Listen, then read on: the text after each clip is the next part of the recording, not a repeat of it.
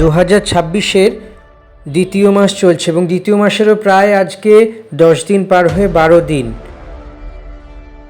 তো রাজনৈতিক এবং সারা বিশ্বজুড়ে রাজনৈতিক, অর্থনৈতিক এবং নানা রকমের বিষয় নিয়ে মানুষের মধ্যে যে কৌতূহল দেখা দিয়েছে, সে বিভিন্ন অনলাইন আলোচনাই হোক বা অফলাইন ডিসকাশনই হোক, বর্তমানে ভবিষ্যৎবাণী থেকে শুরু করে বিশ্বে বাজারে কি হতে চলেছে সেই সমস্ত ক্ষেত্রে, সেই সমস্ত জায়গায় বাবা ভাঙ্গা এই নামটি অত্যন্ত গুরুত্বপূর্ণ হয়ে উঠেছে। কেননা বাবা ভাঙ্গা এমন এক ব্যক্তিত্ব, বেশ কয়েক দশক আগে তিনি প্রয়াত হলেও তার করে যাওয়া ভবিষ্যৎবাণী এখন এক এক করে ফলে যাচ্ছে। যেমনভাবে 2025-এ তিনি অনেক ঘটনার কথা বলেছিলেন, যেমন ইউক্রেনের ওপর রাশিয়ার আক্রমণ হবে বা ভ্লাদিমির পুতিন অর্থাৎ যিনি রাশিয়ার রাষ্ট্রপতি, তার ওপরও প্রাণঘাতী হামলা হতে পারে, বিশ্ববাজার মন্দা হবে, প্রাকৃতিক বিপর্যয় হবে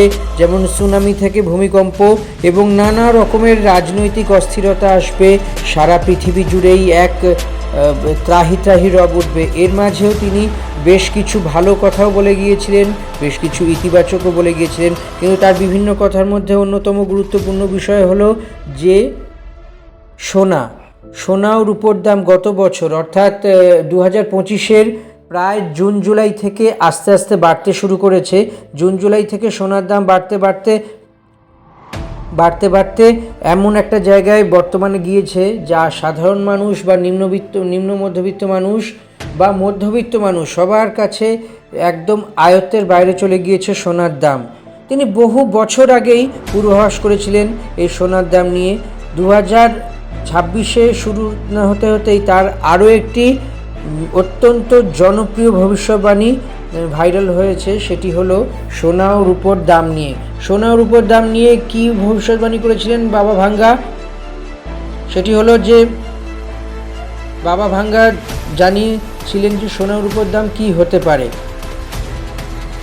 আগামী বছরগুলোতে বড় ধরনের আর্থিক অস্থিরতা আসবে, এটা বলাই যেতে পারে, যার ফলে মানুষের মধ্যে কাগজের টাকা পয়সা ছেড়ে সোনা বা রূপোর মতো মূল্যবান ধাতু কিনে তার মাধ্যমে বিনিময় প্রথা বা তার মাধ্যমে মানুষের বিনিয়োগের একটা অভ্যেস করে তোলার মতো প্রস্তাব বা জায়গা তৈরি হচ্ছে। এর ফলেই সোনা বা রূপো এই দামি জাতীয় জিনিসপত্রর টাকার বাজার ও বাজার সম্পর্কে বাবা ভাঙ্গা বলে গিয়েছিলেন,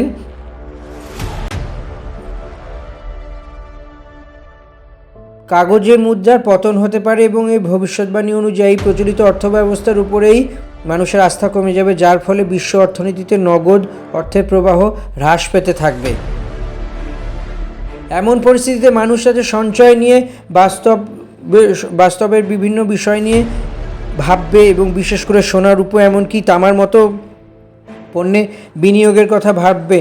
যদিও আধুনিক আর্থিক ভাষায় তিনি কিছু বলেননি, মূল ধারণাটি এটি হলো মুদ্রার ওপর থেকে মানুষের বিনিয়োগের বিষয় আস্থা আস্তে আস্তে কমে আসবে। খবর অনুযায়ী বাবা ভাঙ্গা সোনাকে হলুদ ধাতু এবং রূপোকে সাদা ধাতু বলে উল্লেখ করেছিলেন, অর্থাৎ আর্থিক ধসের বিভিন্ন সময়ে বিভিন্ন সুরক্ষার বিষয় নিয়ে আলাপ আলোচনা করেছিলেন। আজকের দিনে প্রায় এভাবেই তা ব্যাখ্যা করা হচ্ছে যে ব্যাংকিং এবং মুদ্রা সংকটের সময় সোনা ও রূপোর দামের পরিবর্তন ঘটতে পারে। মুদ্রাস্ফীতি বা ঋণের বোঝা ও আর্থিক অস্থিরতা দিয়ে চলমান উদ্বেগের একটা বিষয় দেখতে পাওয়া যায় এবং একই সঙ্গে বিনিয়োগের খোঁজে বিনিয়োগকারীরা ঝুঁকলে 2026-এ শেষ নাগাদ সোনা ও রূপোর প্রতি জোরালো একটা ঊর্ধ্বগতি আসতে পারে বলেই অনুমান করা হচ্ছে। যদিও বাবা ভাঙ্গার ভবিষ্যতের দাবি কোনো প্রমাণ নেই, ইতিহাস বলছে অর্থনৈতিক এবং রাজনৈতিক অনিশ্চয়তার সময় মূল্যবান ধাতুর চাহিদা সাধারণত বেড়ে যায়। ভবিষ্যৎবাণী হোক বা বাস্তবের কোনো ঝুঁকি হোক, সংকটের সময় আগামী দিনে আসছে সেটা বারে বোঝা যাচ্ছে এবং বিনিয়োগকারীদের জন্য বিশেষভাবে এই বিষয়টি নজর রাখতে হবে। তো সব মিলিয়ে বলা যেতে পারে যে বাবা ভাঙ্গা যে একেবারে ভবিষ্যৎবাণী করে গিয়েছিলেন যে কি হতে চলেছে সোনার দাম 2026-এ, তার মধ্যে দিয়ে বিভিন্ন রকমের ইঙ্গিত বা আভাস পাওয়া যাচ্ছে। সব মিলিয়ে বলা যেতে পারে যে আগামী দিনে কি হতে চলেছে সেটা তো বড় কথা। উপরোক্ত বিষয়গুলি বা এই ভিডিওতে যে পেশ করা বিষয়গুলি মানতে আমরা কোনোভাবেই বাধ্য বা অনুরোধ করি না। নিজের বিচার বুদ্ধি সহযোগে বিষয়গুলো বিশ্লেষণ করুন এবং মেনে চলুন।